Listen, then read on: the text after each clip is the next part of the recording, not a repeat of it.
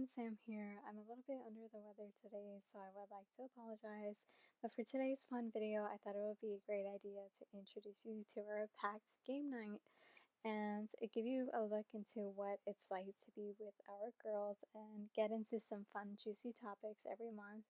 We have different games that we play, Truth or So Dare, I Never just want Have to go I first Ever, and just and put more. out there that I've So never let's done this get right before. into it and So, enjoy the video. like I said before, I feel like not that I'm like boring because I'm not that, but I don't think I ever had the guts to do it.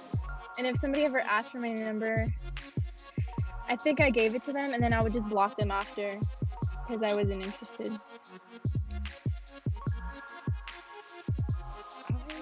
I don't think I've ever done this. I feel like I have, but at the same time, I feel like I haven't. I know when people ask me for my number, I'm usually like shy and I say no really weirdly, and then they think I'm just weird, and I'm like, I'm just awkward. Anyways, but my friend gave my number out once without telling me, and I was like, oh hell no. I was like, who's texting me? But no, I don't think I have. Wait, Andre, how did you get out of that situation? How'd I get out of that situation? Yeah, like did Well, you tell them or like because then they're probably like you're lying, it's really you. Well, no, because they wanted my number, but I said no. So then my friend went behind my back and still gave it to them. Oh, Like, oh. yeah, no, she didn't give my number pretending it was hers. Yeah, Okay, no. yeah, I thought that she used your phone number to give to somebody else and then this person texts you. Okay. So wait, but you didn't want this person to have your number, but your friend did it anyway? Yeah, they were new to the school and I didn't know who they were. So I was just like, I don't know you. I don't know you, don't call me. Okay, that's funny. Sorry. Of course I have to interrupt because I'm this. I haven't, but I'm gonna try it once quarantine lifts. Amanda hooked me up with some numbers that I can give out. Yes, I did. Which brings me to my answer. I have. And as Sharon said, I provided her with those fake numbers. One of them being, it was like a number, it was called Call and Oats, where you just dial like this 1-800 number and it would like play any Hall and Oats song. But my favorite was, it was like you've reached somebody who is not interested in you. That was fun too. But yeah. Amanda, can you You're so bold. I know, I love that story. Can you put the numbers in the chat so we can have them? Because I do want to challenge all of our participants to have fun with this. Yeah, let me go back to where I texted Sharon and sent them to her. Oh, you already sent them to Sharon? Yes. Sharon, all right. Amy, any experience with phone numbers? I don't think I've ever done that. I do not recall when somebody's asked for my number, so I don't think that's happened to me either. I'll go. People have asked me my number, but I always say no. Like, I'm just like, no, like, I don't know you. I'm not rude about it, but I'm just like, no. Like, no, thank you. I'm not interested or something. But yeah, I can't lie and be like shy about it because that just makes me feel bad. That's interesting. I feel bad for saying no. That's the thing. I need to learn to not feel bad about that.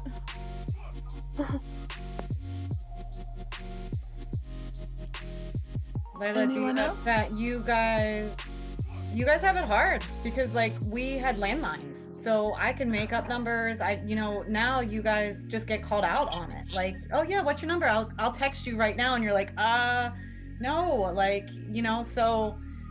Yeah, I'm glad I'm not you. I just can make up stuff. And we would do kind of what Amanda did, that song, it's like 857 or 8675309. There was like a song that was out during that time, and so we would always just put whatever our area code was and do that song, and like the person's like writing, and like this is like pen and paper days, like you're writing numbers down on like napkins and stuff, so they wouldn't know, and then they'd realize like later that it was like the wrong number. But so yeah, good times. I'm glad we had landlines and not always connected how you guys are. never have I ever ghosted someone.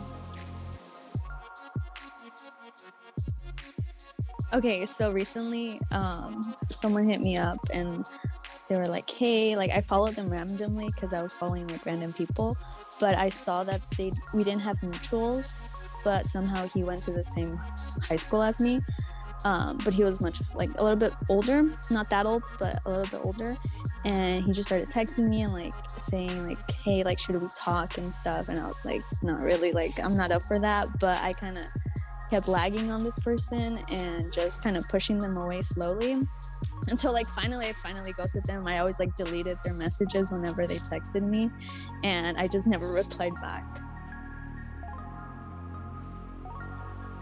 How did you feel with that? Like, do you feel good about that, or was that the easiest way?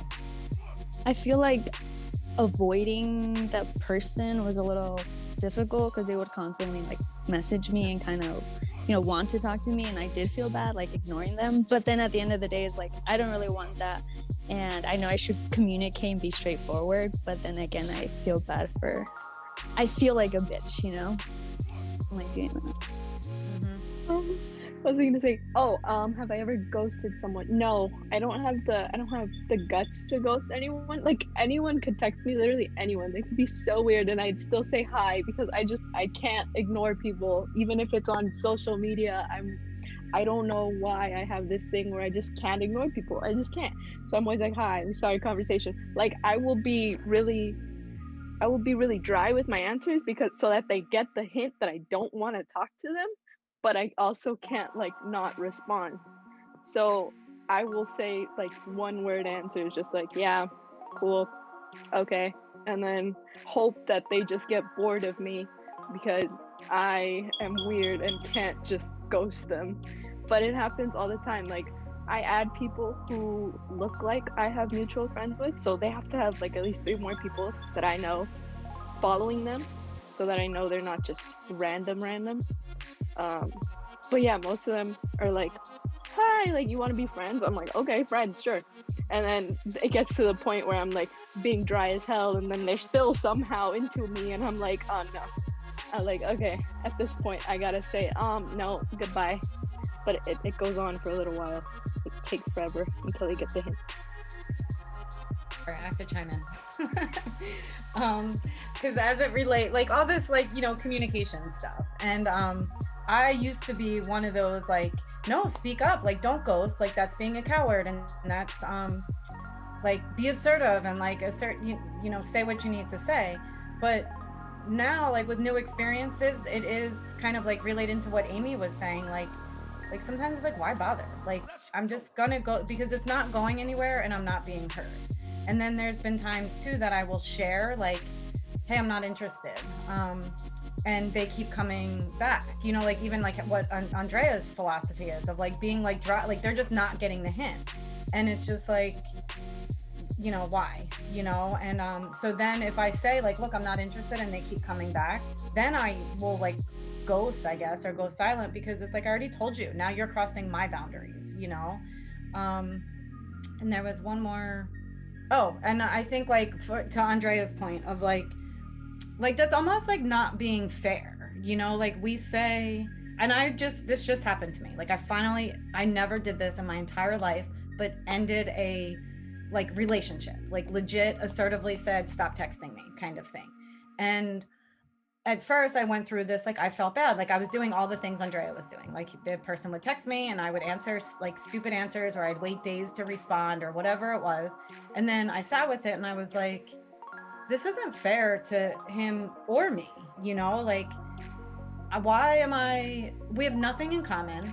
I'm like kind of leading him on. Like it was only a friendship kind of thing, but it was like, it wasn't mutually beneficial, you know? And so my instinct was, fuck it, I'm just gonna ghost this dude.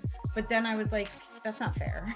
You know, like, let me at least show him some respect to say, this isn't working. Like I ended up saying, this isn't working for me. Please stop texting. If I see you around, like we're totally cool, this is just not working. And of course, like I don't have control over what they think, like, but it was a big lesson on like me learning to communicate, shows that I have agency over the situation. you know, and it's like I have some power, you know, and so it was this very like empowering experience where that relationship was like a running theme for all of my relationships. Like I realized then that like I let all these other people define it. And like then I get annoyed. Like I'm like, oh, this dude keeps hitting me up, you know, like I don't want to talk to him. And it's like, well, duh, Michelle, tell him you don't fucking want to talk to him. Like, why am I getting mad at him? He doesn't know that, you know. Then I have, you know, this other person was hitting me up like kind of again, like whenever he needed something, like he needed advice or like just to be like have an ego boost kind of thing. And I was always available, and I would call him when I needed help and he wouldn't answer, and I would get super pissed, but I never told him, you know. And so again, it's like shame on me. And so like this whole like, I think there is, point being, there's a time and a place for ghosting, but it also is very empowering, like when you assert yourself and say, this isn't working for me. And it doesn't matter what their response is. They could come back and be like, well, why? Like, you don't owe them an explanation after that. So point being, I think like I challenge you to like honor your authentic self when you don't like something and to say it, because it's really hard. This is how the prize challenge is going to work. You're just going to be a volunteer, and whoever wants the $25 gift card is going to volunteer, and I'm going to ask, they're all questions. And then depending on how you answer, we'll decide if you deserve the gift card. No, if you answer, you'll get the gift card, but it's just good, like luck of the draw. Somebody just has to be brave enough and say, yes, I want the $25. There's going to be 3 chances tonight. This is our first chance. Who would like to go first? Take the first challenge.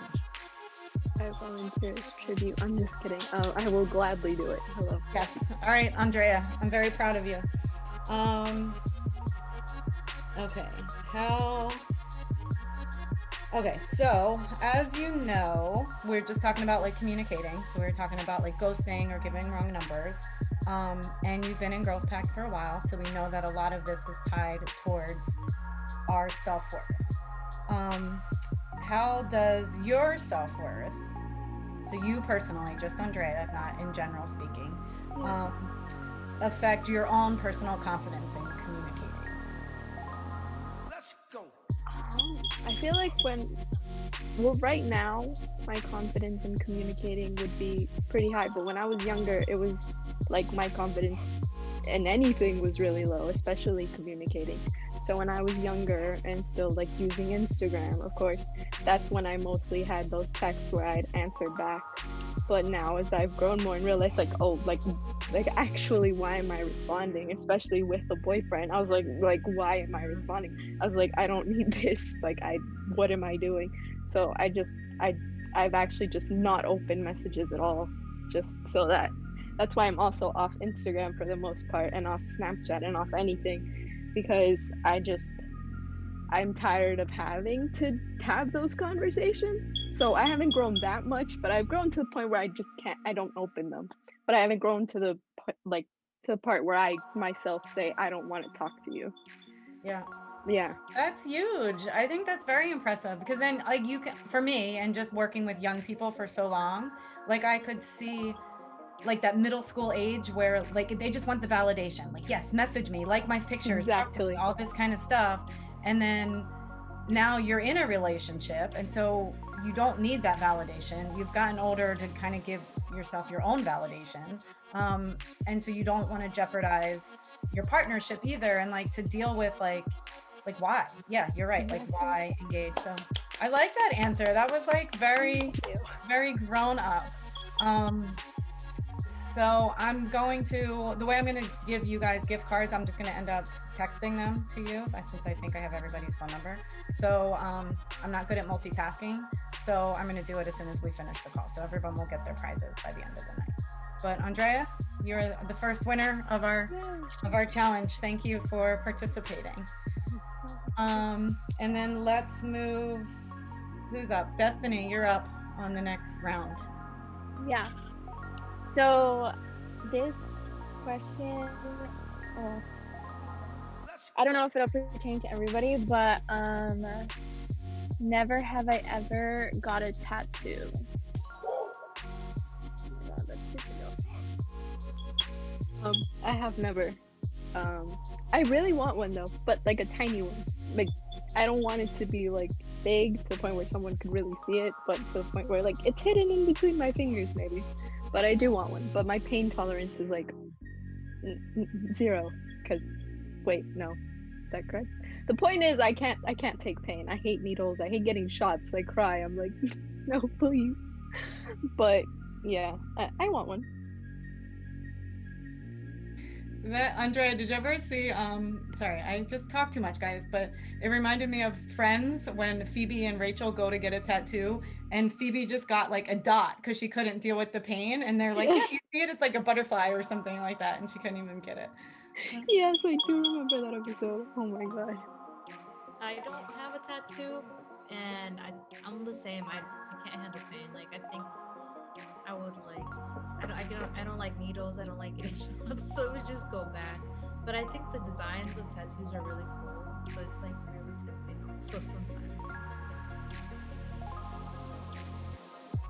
Okay, so I just want to jump in really quick because that's how I thought, and because I'm like the baby, like I'm such a crybaby when it comes to pain.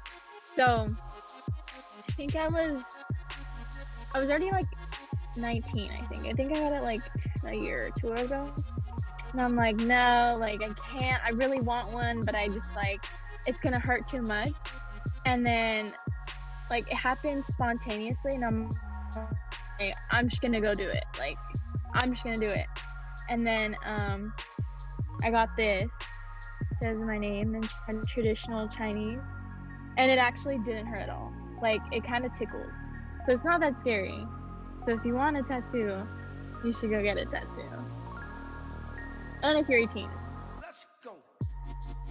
Okay, Destiny, I'm taking that as my sign because, like, I have been wanting to get one for so long. It's just like I have to figure out a good spot to like cover it up for work because they don't allow tattoos or piercings. So that sucks.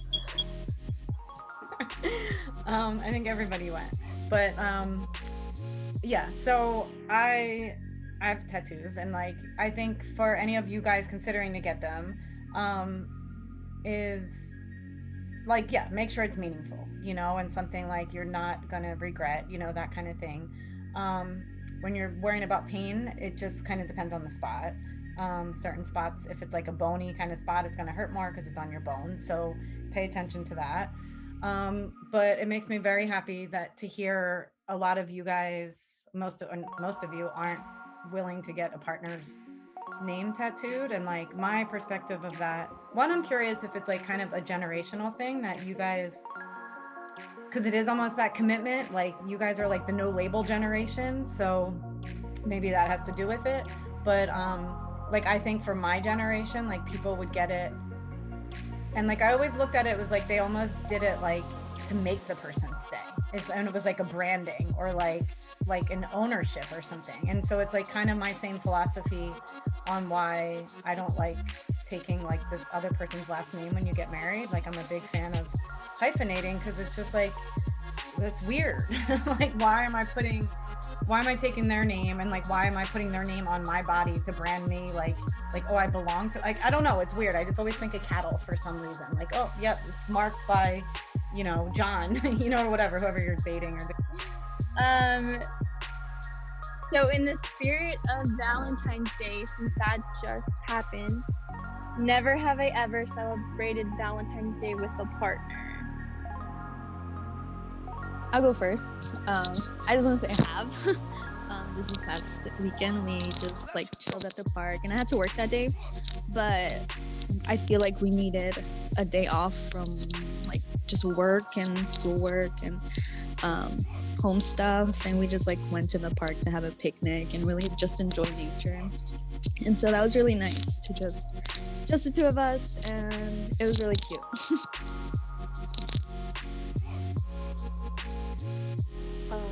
I'd have to say I've only had 2 relationships, and I think, well, before with the first relationship, it was always like we were kind of long distance, you know, like they're not like in another country or anything, but they just weren't in my, I can't drive, so I couldn't exactly go there.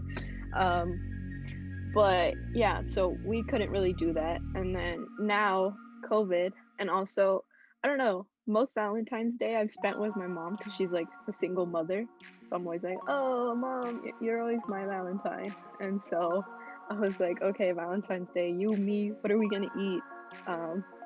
But yeah. That's sweet. I have only in high school, and I felt more awkward when it was in public receiving the roses and chocolate. Once we were out of school, I felt like it was better, just the two of us.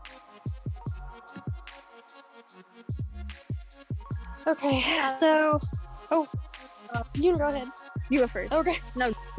So this past Valentine's Day, like I said, I had never spent it with anybody else. I've always been single. And there was this guy, and I met him a few days before Valentine's Day because he worked with a friend of mine, and he asked me out, and we went out, and we had a really good time. But then, like, yesterday he texted me and he said, "Oh, I just want to be like friends with benefits." And then this morning again he's like, "Well, maybe we should date." And it's just, Let's go. I hate that. I don't know. I'm trying to decide what he wants, and it's just, I don't think he knows, if that makes sense. Like, it's just been a mess. But yeah. What do you want though, Amanda? Like, what I would like is for us to date. And he was like, "But I just got out of a relationship and I'm broken." And I'm like, really? I don't know. I feel like, yeah, he's pretty confused, I would say. Like, even if we don't date, I enjoy his company. I'm just trying to figure out what he's doing because it's like he does not know. Amanda, I agree with Sharon. It doesn't matter what he's doing. It's like what you want. If you want friends with benefits, then you can agree to friends with benefits. If you want more than that, then you say you want more than that and have to walk. This is like the exact scenarios that I put myself in, that I like don't speak up and like act like I'm cool with whatever, like, "Oh, I'll wait till they decide." Like, no, like you decide. Like, what do you want? And it, you know, if they can't give you what you want, it's not the right fit. That's what I think. Okay, noted. This is crazy because we were talking about this. Now I'm literally in this situation where I have to sit and figure out what I want. Because you know what? I matter too. Not just you. Yeah, and it's hard because it's like, especially when it's exciting and somebody's paying attention to you. And so like part of this and deciding what you want is being okay with like the lack of attention. You know, like some of it's like drama, and some of, like, not drama in a bad way, but it's fun getting texts and phone calls and feeling like somebody like is attracted to you.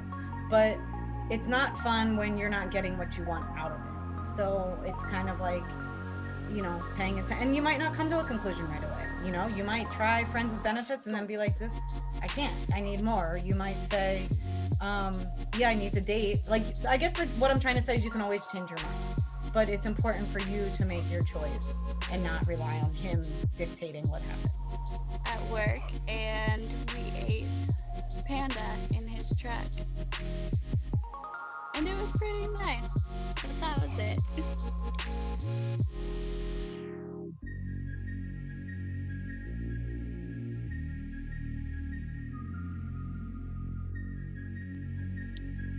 Does anybody else want to share before we move on to Amanda's questions? If not, Amanda, it's your spotlight. Wait, I have to do my Oh wait, job. no, right. I have so much to say, guys, but in the interest of time, I'm going to keep my mouth shut. Okay, who wants to win the prize this time? You just have to volunteer and go with it. Me. Oh. Urella, you'll be the next one. All right, Amy.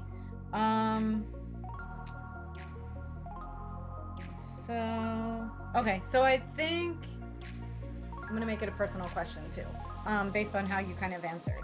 Of like, we're talking about Valentine's Day, and a lot of you guys were commenting on like what expectations are, and like the expectations your sister puts on, like, oh, that's maybe the way she receives love is to get flowers or all these kind of things.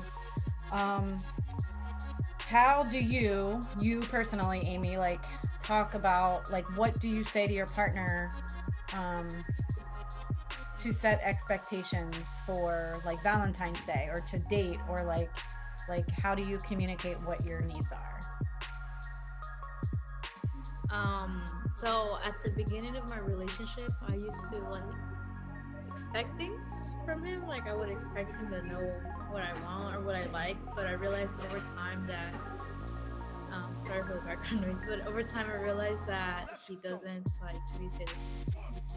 he doesn't catch on to my little signs or my little signals, or whenever I bring up random things, like he doesn't catch on. So now I'm usually like upfront with him, like my birthday is the 23rd this month, so I told him, he's like what do you want for your birthday? And we're just upfront with each other, and now like we tell each other things. And when I used to get mad too, I would usually like just stay quiet, or I would like do my little tantrum and just stay quiet, and I wouldn't talk. And I think he would want to, but he would keep bugging me like, what's wrong? And I'd be like, oh no, nothing. And so over time he realized that I need my space in the beginning to calm down, because I usually am really mean in the beginning when I get upset. And then once I would calm down, I'd be like, hey, like this really bothered me, and this is how I saw it, and it bothers me for this reason, and stuff like that. And then he would tell me his perspective and help me understand where he's coming from. So I just learned to just be upfront with him, not to expect anything from him, because I don't want to be rude, but men are really stupid. Like they don't catch on sometimes. They don't understand. Like it's like rare for you to find a man that just gets you 100%. So now I just tell him how it is and stuff like that. Are working towards better communication. Thank you for sharing. Thank you for being honest. You are the winner of a second $25 gift card. I think I still have your number because I will text it, but before we get off, we'll make sure. Okay, sorry. Amanda is up. Amanda, are you ready? Yes. Okay. So the first question is, never have I ever read my partner's text messages or DMs.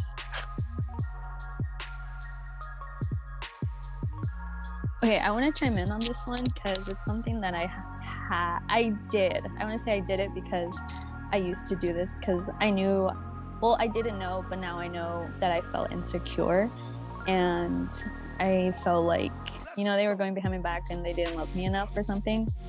But I realized, over time I've realized and just stop assuming and overthinking that, something else is going on. Just because I feel insecure about myself, and the more I've said like to myself that, we love each other, we have the same ideas, like we have the same like future views for each other, like we want to include each other in our, future lives and stuff. So we want to grow together, and I have to like really value that part instead of paying attention to like the what ifs and like, what if he's doing this, what if he's doing that, and feeling insecure. Like I shouldn't be doing those things, and checking his phone and stuff. And I know like the type of person he is, so I don't really expect him to like have all these things behind my back, because he's honestly never done that up to this point. So I shouldn't keep telling myself that he will do that, because it's never been proven to me. So I have done that before, but now I've stopped, and that's like, I've noticed that that's decreased over time. And same with him, like sometimes, yeah, he feels insecure, but like I know he feels insecure, and I have to like work on that, on him, like reassuring him that nothing else is going on, and like we got each other, like we can communicate and stuff like that. But yeah, I have done that before. What was I gonna say? No, I have never gone through my partner's text messages. Mainly because, again, first of all, COVID. Also, I don't know. Like, I've gotten really lucky with my partners. They've never made me feel insecure somehow. Well, my first one kind of, but it wasn't like to the point where I was like, like thinking all these things like I usually would, because I overthink everything, but none of them have made me feel like I should be overthinking things. Yeah, anyways, I'm making sense somehow. Uh, but no, I haven't. Let's go. Okay, so I want to end with our last challenge, which Layla was you, right? Or no, it was Yoreli. Really, sorry. So we'll have our final challenge. Then I would like to take a picture. I haven't done any like Zoom pictures in so long. And then we'll be done. And I'm sorry we are over time. Thank you for being here. So this is the final challenge prize question. Okay. It's kind of two parts. On a scale of 1, this is the first part. On a scale of 1 to 10, with 10 being the highest, Okay. how would you rate your self-worth? My self-worth. Oh my gosh. Okay. So I've been honestly having a hard time with this. It's something I'm working on right now. But right now I think I'm at a 6. Okay. I'm getting there. Yeah. I'm getting there. I feel like I need to learn to value myself a little bit more than others, because I feel like I put other people's feelings and problems and try to solve them, before I do with myself. And I feel like I've built up so much like inside of me because I push things away, that it just builds up and it gets to the point where it's too much and I can't even handle other people's, like, I shouldn't, but I want to handle other people's problems, but it's something I can't do and something I shouldn't do if I am not good myself. So yeah, so I'm there. Okay, so I appreciate you being honest and saying like a 6, because some people are like, yeah, I'm at a 10. No. I agree that like we have good days and bad days. Like some days I am at a 4 and some days I might be at a 9, Yeah. So what is something, so if you're at a 6 today, what is something that's happening right now, that you could work on or you could do, or a challenge that you're facing that would boost it to a 7? To a 7. So like, give me like a specific, like you're even like relating to what you're talking about and like not putting yourself first. Give me something specific that will help you bump your self-worth up to a 7. So I've been having a hard time being organized with my time and managing work and schoolwork. So lagging on schoolwork really hurts my grades, obviously. And working a lot gets me tired that I don't want to do my homework, and it puts me in this situation where I stress myself out and get really overwhelmed with all the things that I have to do. And I like ignore it and push it to the back of my head instead of putting it straight forward, breaking it down, and really getting that checklist done. So I know that when I get organized and when I put all my stuff laid out and know my clear path, I feel like that's where I can feel more confident about myself and feel more worthy that I can actually get stuff done rather than push it to the back of my head and like procrastinate. Because I'm a huge procrastinator, but I'm not a quitter. So I get stuff done, but it's not in a good manner because I overwhelm myself so much. So I'm working on that. I'm working on managing, scheduling my hours, scheduling my work, like what time I want to finish things, and having time for myself as well, because I know I haven't been taking care of myself personally. Yeah, I have like a morning routine. I wash my face, but even things like reading, listening to positive podcasts, having those positive thoughts instead of overthinking and just sorry, that's annoying, but yeah, I think getting organized and really focusing on my time, managing my time will really boost me to not even a 7, maybe a 10 or like an 8. I know that will definitely help me. Yeah. I think that's great. And like it sounds like you want to prioritize school, but other things are interfering, and that's what's mixing things up. Yeah. And I like that you were saying kind of like timing things out, and because I might have shared this with some of you guys, I don't know if you were on this before, but like I had a hard time when I started working from home, like before the pandemic, and I was like just doing Girls Pack full time and I was working from home, I felt that like everybody thought like I'm not really working. Like, oh, you have time to help me, like you don't really have a job, you know, but it was like, no, like I'm doing work, like I'm going to campuses and stuff. So it was really hard for me to like, that affected my self-worth. Like I felt like I wasn't good enough, but like, and then I did start to just have to time it out and like turn my phone off and like, no, I'm working for 2 hours right now, you know, and like kind of set those boundaries and those expectations. So people were like, oh, like you do have a job. And it's like, yeah, I'm not like sitting home doing nothing, you know. But I let the external people in my world affect my self-worth, you know. And like, so now, I mean, it took me like 2 years to get to this point, but it's just like, no, like gym is important to me, yoga is important to me, like all these priorities are slotted first, and then I can fill you in, you know, later. So I agree, like doing that will definitely help. Okay, thank you. Thank you for joining us. I had fun. I miss all of your faces. And I just miss having kind of girl talk. So thank you.